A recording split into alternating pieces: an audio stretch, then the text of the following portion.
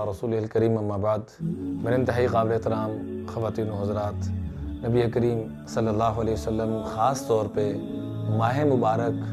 کے چاند کو دیکھ کر یہ دعا بھی مصنف ابن ابی شیبہ میں موجود ہے، ہلال رشد و خیر، ہلال رشد و خیر، آمنت بالذی خلقک، جس کا ترجمہ یہ بنتا ہے کہ ایسا مبارک چاند آیا جو خیر و بلائی کا، رشد و ہدایت کا چاند ہے، خیر و بلائی کا، رشد و ہدایت کا چاند ہے۔ آمنت بالذی خلقک، میں اس اللہ پہ ایمان لایا، چاند کو دیکھ کر مخاطب کرتے فرماتے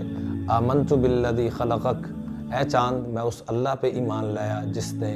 تجھے پیدا کیا۔ اس دعا کو بھی ضرور یاد کریں، اور دعا کے متعلقہ دو چھوٹے چھوٹے مسئلے بھی سماعت فرما لیں کہ جب بھی ہم نے چاند کو دیکھنا ہے، جستجو میں لگے رہنا، جب چاند پہ نظر پڑ جائے تو چاند کو دیکھیں اور پھر دیکھ کر رب کے حضور متوجہ ہوں اور پھر دعا مانگیں۔ نمبر 2 مسئلہ یہ عرض کرنا ہے کہ اگر آپ کو چاند نظر نہیں آتا، گھر میں بیٹھ کے اطلاع ملتی ہے، تو جہاں پر بھی اطلاع ملے رب کی طرف متوجہ ہوں اور دل کے ساتھ دعا مانگیں، بڑی قبولیت کا وقت ہے۔ خاص طور پر ماہ مبارک کے چاند کی اطلاع سن کر پچھلے درس میں بھی ایک دعا عرض کی تھی، اور دوسری دعا یہ بھی جو عرض کی جا رہی ہے، ہلال رشد و خیر، ہلال رشد و خیر، آمنت بالذی خلقک، اس دعا کو ضرور پڑھیں۔ نبی کریم صلی اللہ علیہ وسلم ایک مرتبہ منبر پہ تشریف فرما تھے اور صحابہ سامنے بیٹھے ہوئے ہیں، تو نبی کریم صلی اللہ علیہ وسلم نے فرمایا ماذا تستقبلون، ماذا تستقبلون، ماذا تستقبلون، ماذا تستقبلون، وہ دیکھو تم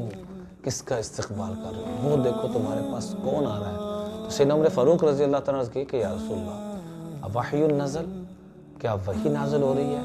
او عدو حضر، یہاں کوئی دشمن آ گیا، کوئی اہم چیز کیا ہوا ہے؟ اب وہ دیکھو رمضان آ گیا، رمضان آ گیا جو سارے گناہوں کو سرے سے انسان کے ختم کر دیتا ہے۔ تو رمضان کے استقبال یوں نبی کریم صلی اللہ علیہ وسلم فرمایا کرتے تھے، اور جو ہی ماہ مبارک کی آمد ہوتی، رمضان مبارک کی آمد ہوتی، تو حدیث پاک میں آتا ہے نبی کریم صلی اللہ علیہ وسلم کے متعلق اذا داخل رمضان تغیر لونہ، تو آپ صلی اللہ علیہ وسلم کا چہرے کی رنگت، چہرے کا رنگ اور چہرے کی کیفیت بدل جاتی، اور وکثرت صلاتہ، اس کے ساتھ ساتھ کیفیت یہ ہوتی کہ نمازوں میں کثرت، وابتہل فی الدعاء، دعا کے اندر اور خشوع خضوع، واشفق منہ، اور رب کا خوف اور خشیت الہی اور کثرت سے بڑھ جاتا، اور آپ صلی اللہ علیہ وسلم بہت زیادہ عبادات کے اندر مصروف ہو جاتے۔ امی عائشہ اس روایت کو نقل فرماتی ہیں کہ آپ صلی اللہ علیہ وسلم ماہ مبارک کے آنے پر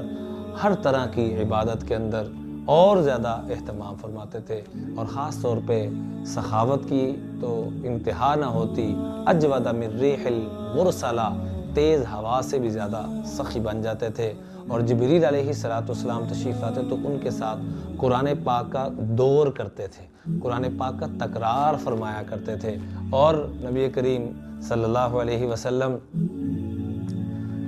اس ماہ مبارک کے اندر اللہ کے سامنے استغفار، دعا، ان چیزوں کے اندر بہت کثرت فرمایا کرتے تھے۔ اللہ سے دعا ہے کہ اللہ تعالی ہم سب کو بھی عمل کی توفیق عطا فرمائے۔